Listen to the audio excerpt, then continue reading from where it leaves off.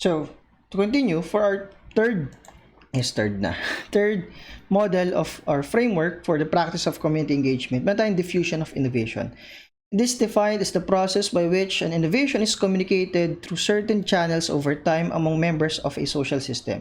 So, sinasabi dito na communication is a process here in which participants create and share information with one another in order to reach a mutual understanding. Innovation process is influenced both by the individuals involved in the process and by the innovation itself. So when it comes to specific activity, meron siyang iba't ibang stages, no, na pinagdadaanan para ma-communicate siya sa mga specific stakeholders or members of the community na gustong pagsagawaan ng community engagement activity. So, meron siyang 5 stages. First is the knowledge stage. So, individual or group is exposed to an innovation but lacks information about it. Second stage is persuasion. Meron na example dito na application para mas madaling maintindihan. No? Persuasion, the individual or group is interested in the innovation and actively seeks out information. Decision, or third stage, individual or group weighs the advantages and disadvantages of using the innovation and decides whether to adopt or reject it. If adoption occurs, individual or group moves to the fourth stage, which is implementation. Implementing the innovation to some degree, during this stage, the usefulness of the innovation is determined and additional information may be sought. Last stage is confirmation. The individual or group decides whether to continue using the innovation and to what extent. So, diffusion of innovation, sinasabi na in the case of community engagement activity, yung isang programa ay dumadaan sa 5 level na 5 stages, no, ng pagpapasa ng kaalaman, no, information regarding that particular community engagement activity. At pagdating sa third level, dun malalaman kung yun ba ipupush, i-implement, or i-reject. So, awareness of the stages according for the diffusion of innovation model. Awareness of the stages of diffusion, the differing responses to innovations and characteristics that promote adoption can help engagement leaders match strategies to the readiness of stakeholders. So dahil mas nalalaman natin yung bawat stages ng pagkalat ng information regarding an activity that we'll be doing, may ma-adjust natin yung mga strategies, yung mga objectives, yung contents, no, or the actual implementation process para mag-match dun sa kagustuhan ng community na pagsasagawa natin ng community engagement activity.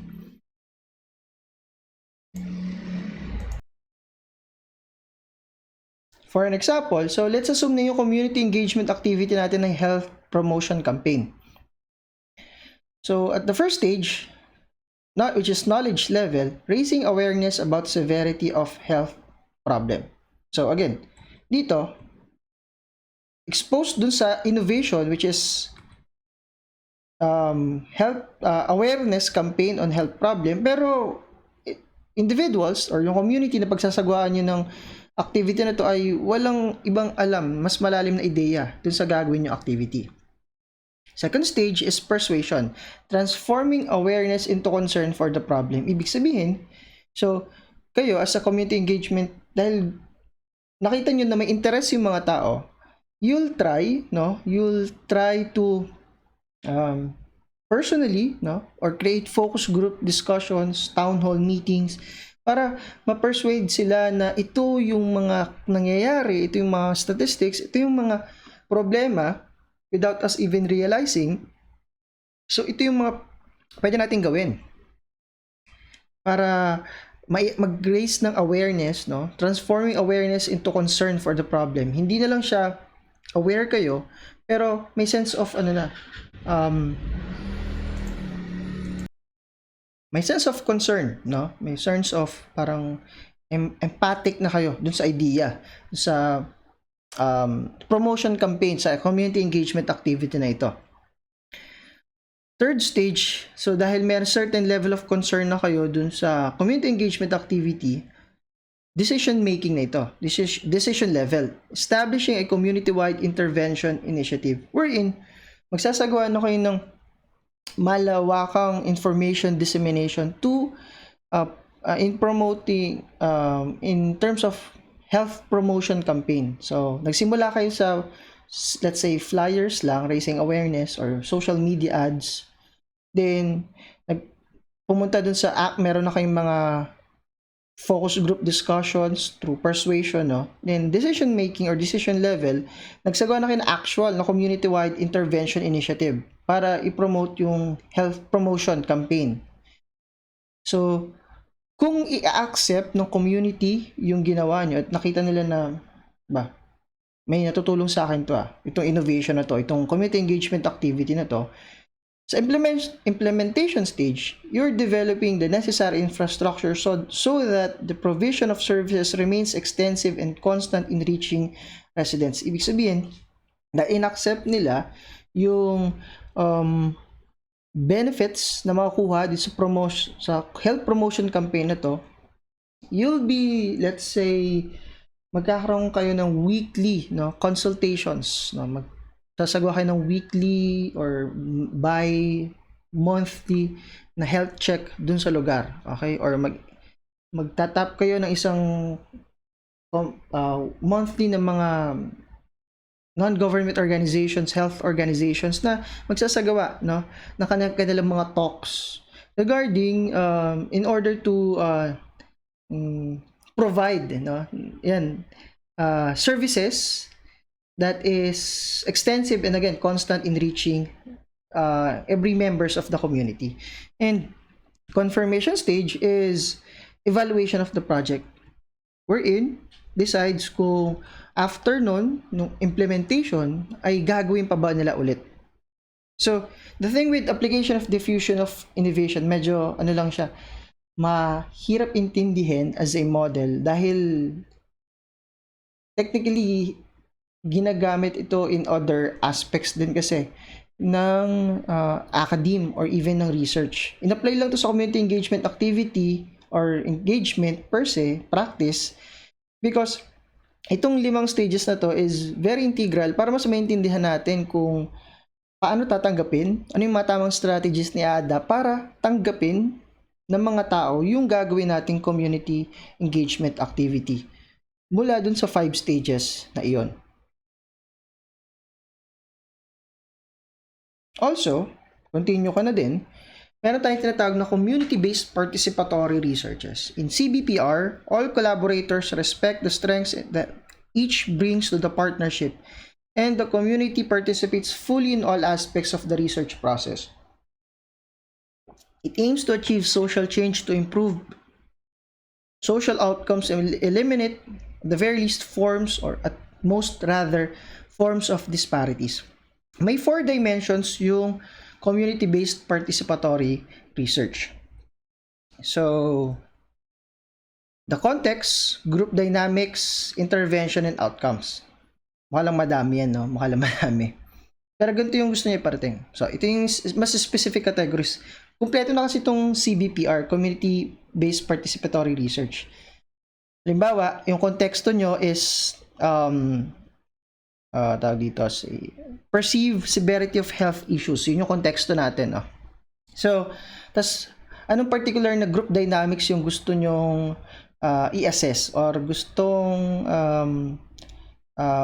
maging basis ng gagawin yung community engagement activities? Let's say kung health, sabihin natin sabihin structural tayo, say diversity, so lahat, no, lahat kasali. Pwede hindi lang naman isang dimension, pero lahat, or categories, pwedeng madami, pero sabihin natin isa-isa lang. So context, health issues in terms of diversity. Tapos in terms of intervention adapted, pipili kayo dito, intervention informed by local settings and organization or within local culture, sabihin natin kasi diversity. Then yung outcomes. So sabihin natin health outcomes, transform or reduced health disparities. So dito, sa community-based participatory research, pipiliin nyo na yung mga specific categories within each dimension. na magiging bahagi ng inyong community engagement activity. So, the thing with CBPR is yung apat na dimensions niya para lang mas malinaw. The contextual factors shape the nature of the research partnership and can determine whether a partnership is initiated or sustained, how to sustain over time. Group dynamics, consisting of 3 categories, interacts with contextual factors to produce the intervention and its research design. Finally, CBPR, intermediate system and capacity outcomes, results directly from the intervention research to influence health disparities, social justice, and can influence the way partnerships work in the future. So sa pagsasagawa ng community-based participatory research or community-based participatory community engagement activity, CE, community engagement, pipili kayo ng specific na context. Halimbawa, sabihin natin na gusto nyo i-reduce yung problem sa balikan natin yun, childhood obesity. Pipili kayo ng specific context dito. So, context is ito, perceived health issues. Group dynamics, sabihin natin siguro complexity. Okay? Papaliwanag nyo kung bakit complexity, or pipili kayo siguro alignment with tawag ito. Sabihin natin individual dynamics, sabihin natin personal relationships or motivations for participating. So, paano natin ma-motivate yung mga tao natin, yung mga tao para sumali. So, from those two ideas, those two categories, magkakamap tayo ng intervention. Intervention informed by local settings and organizations. So, yun yung napili nyo. So, iisip kayo ng specific na activity na pasok dun sa lahat ng mga napili nyong categories for the CBPR. And in terms of outcome, supposedly dapat ma-achieve itong outcome na to ng inyong napiling community engagement activity na pasok sa context, group dynamics, and intervention dimensions ng CBPR. Then we have practice-based research. So the process of engaging the practice community in research, or ini-engage mo mismo yung community when it comes to community engagement, or even with the information gathering. So developing practice-based research includes building trust, sharing decision-making, and recognizing the expertise of all partners. Hindi lang kung sino yung magsasagawa ng community engagement activity. It addresses 3 particular concerns. So identifying medical directives that are not being implemented, validating effectiveness of clinical interventions, and increasing number of patients participating in evidence-based treatments. Itong practice-based research kasi is more on the medical or clinical field.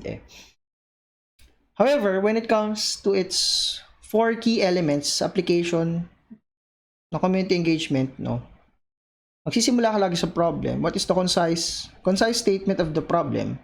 Content, description of the current situation and its relevance. Method, ano yung approaches mo or activities that will you use to solve the problem, and ano yung outcomes, ano yung possible outcomes. Key contributions of the research, especially in knowledge building, value of outcomes, will be to one or more in the community. Ayan. That's all. Next meeting, sa pag nag-meet tayo, I'll accept questions. I think medyo baka nalito kasi kayo. Madami kasi din at mabigat i-digest. Sa meeting natin this week, lahat ng questions nyo ay itanong nyo sa akin para mas madali kasing intindihin itong mga models na to if you are to ask questions kaysa ipaliwanag ko siya. So, magpe-prepare din ako ng iba pang mga I hope maalala ko, magpe-prepare ako ng iba pang mga sample application ng bawat models para mas makita nyo kung paano sila ginagamit. Dahil kung nagkakamali, ito ay kasama sa inyong community needs assessment na performance task. Okay?